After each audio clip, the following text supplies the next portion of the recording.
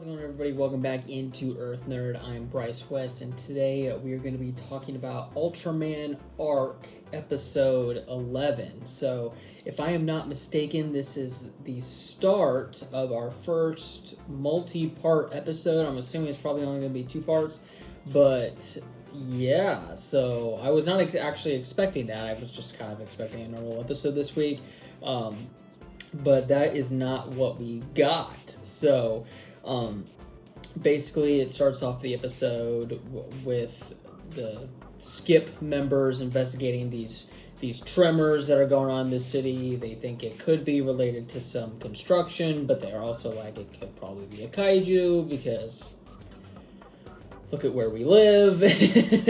And so they're investigating that, and then surprise, a kaiju comes out.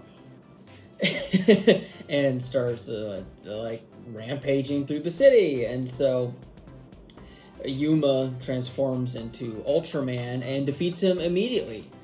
Just kidding.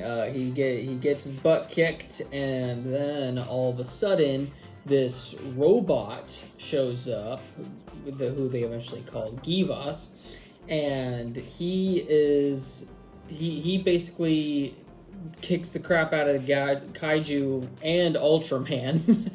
And there's these 2 kids who were present throughout the whole episode, and basically they're like directly in the line of fire between the kaiju and Givas, and it looks like Givas is about to trample all over them, but it turns out he goes to protect them, and the kaiju retreats. So we go back to base. Yuma's like, this kaiju was trying to save these kids. I think it's trying to communicate somehow, and they try to figure out its language. Ishido gets a mysterious phone call and then goes somewhere, and then the alien from a couple episodes ago is there. Unless I'm missing something, not really sure what's going on there. He's been pretty mysterious throughout the whole show, so there's something going on.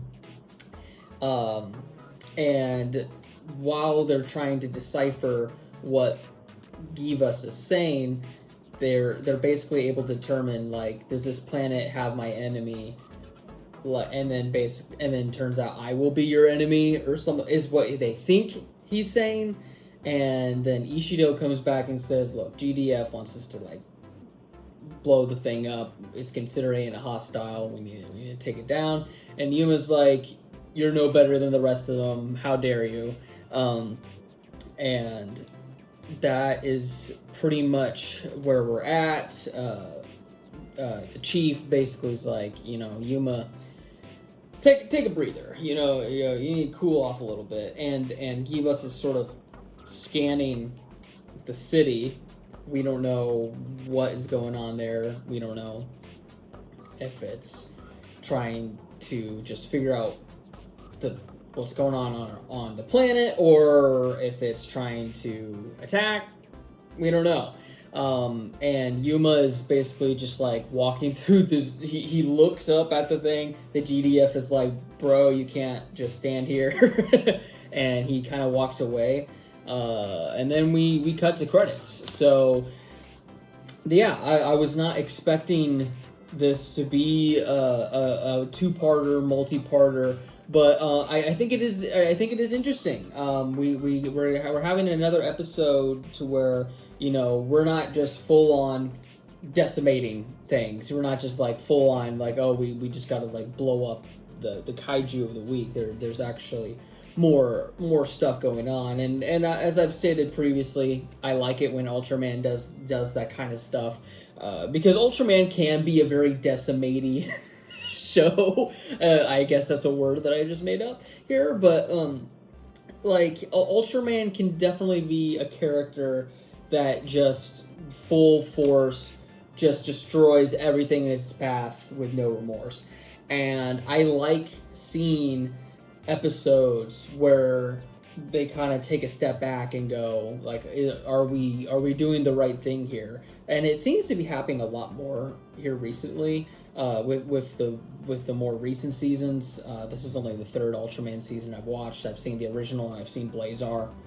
So I'm not an Ultraman expert by any means, but I do definitely like seeing um, these more complex episodes and complex storylines. I'm interested to see what's going on with Givas. I don't know if he's a previous character in Ultraman history. I know a lot of the times the kaijus are recycled, so this could just be another thing and everybody knows what's going on except for me. But I'm excited to see how that turns out. I'm assuming he's not gonna be evil, because then why would we be entertaining the idea of him not being just a world destroyer? But I don't know. Maybe it would be equally as interesting if Yuma was so defensive of this robot or this creature, and it turns out to still be a world destroyer, and he feels sort of betrayed by it. I think maybe that would still be equally as interesting. But yeah, definitely let me know your thoughts on Ultraman Arc episode 11 in the comments below. Tomorrow we're going to be reviewing the latest episode of Kamen Rider Gabu with his new power-up, so that's going to be a lot of fun. So yes, definitely stay tuned for that and more on the channel. And once again, thank you all so much for watching. Take care.